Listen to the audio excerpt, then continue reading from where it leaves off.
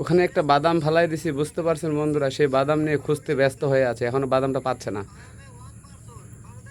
এই যে আসছে আমরা সাভারি পার্কে, এখানে অনেক বান্দর আছে, খোলামেলা। এই যে দেখুন, এক মামা পালিয়ে যাচ্ছে।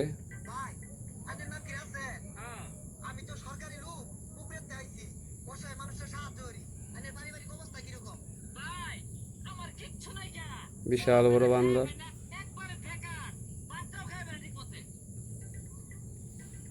এই যে এদিকে আরেক মামা আছে, এই যে ওখানে বসে বসে তখন থেকে আগে বাদাম খাওয়াইলাম, এখন শেষ হয়ে গেল, তাই আর কাছে থেকে দেখাতে পারতেছি না আপনাদের। বুঝতে পারছেন বন্ধুরা?